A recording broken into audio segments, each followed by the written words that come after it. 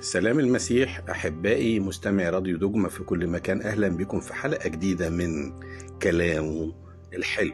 في كلامه الحلو النهاردة آية كلنا عارفينها وبتعزينا دايما من رسالة معلمنا بولس الرسول إلى أهل روميا إصحاح 8 والآية 28. بتقول لنا إيه الآية دي اللي كلنا عارفينها؟ ونحن نعلم أن كل الأشياء تعمل معا للخير للذين يحبون الله الذين مدعوون حسب قصده. هي جميلة قوي، ولكن بصراحة كده وكلنا بنقف عندها في كلمة ايه؟ كل الأشياء. لو تيجي كده تقعد مع نفسك، وكلنا أكيد كلمة كل الأشياء دي عدت علينا وبنقف عندها.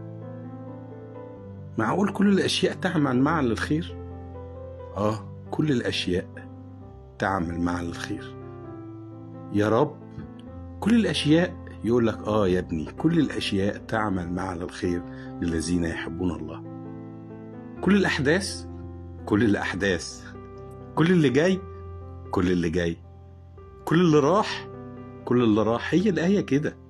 طب كل التعب، كل التعب، كل الضيقة، كل ضيقة، كل الأخبار يا رب تعمل معا للخير اللي جاي كله. كل الأشياء تعمل معا للخير. عشان كده ربنا واضح في كلامه النهاردة، كلامه الحلو، بيقول لك كل الأشياء، مش تاخد حاجة وحاجة، لا، كل الأشياء. كل ألم، كل ألم، كل تجربة، كل تجربة، كل ضيق، كل ضيق. الآية واضحة وصريحة، كل الأشياء تعمل معا للخير. ولكن خدوا بالكم، الآية دي عشان تعيشها صح لازم تكمل الآية كلها. للذين يحبون الله. انت ان حبيت ربنا هتقبل كل اللي انا قلت عليه، كل اللي اتقال عليه.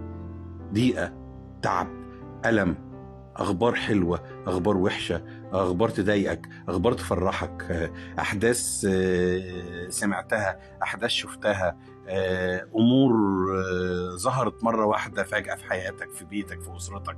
كل الأشياء تعمل معا الخير، ولكن للذين يحبون الله.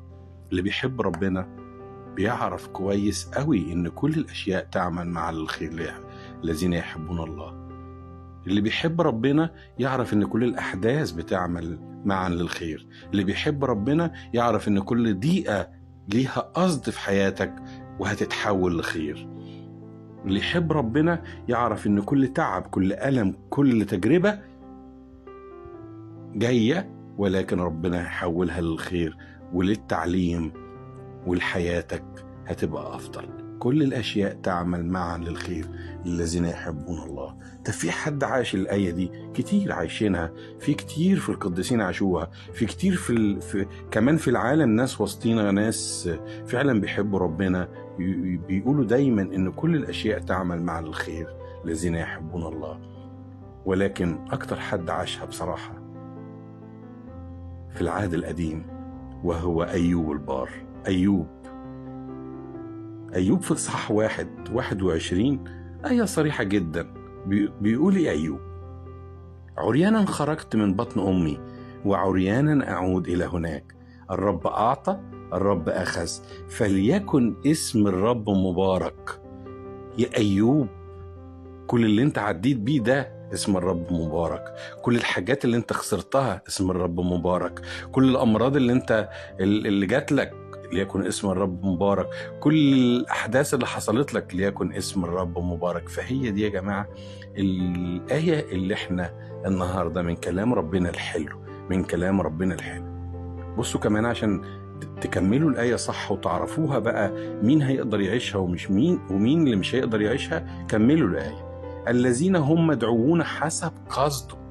لما تبقى حسب قلب الله هتعرف تعيش الآية دي. لما تبقى كده ابن قريب من أبوه هتبقى تعرف تعيش الآية دي. لما ابن يطاوع أبوه هتعرف تعيش الآية دي، لأن بتبقى عارف إن وراك سند كبير. بتبقى عارف إن القائد بتاع حياتك هو الله، هو الأمس واليوم وإلى الأبد.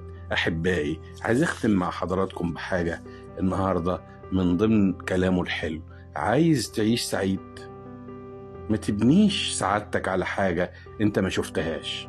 تبنيش سعادتك على حاجة ما شفتهاش. عاوز تعيش سعيد؟ اوعى تشتهي شيء تبني عليه نجاحك.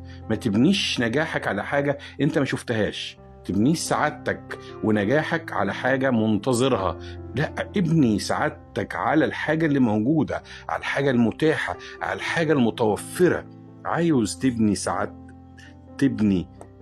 سعادتك، ابنيها على الأشياء اللي موجودة في إيديك، اللي موجودة متوفرة ليك، ولكن ما تنتظرش ولا تستنى حاجة تبني عليها سعادتك، تبني عليها فرحتك، تبني عليها بهجتك. لا، أعيش بالموجود وسعادتك باللي موجود مش باللي جاي.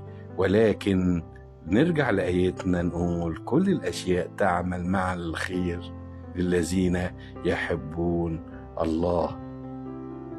شكرا ليكم، نلتقي في حلقة قادمة من كلامه الحلو. كان معكم هاني بباوي على الراديو، راديو دوجما 3.10.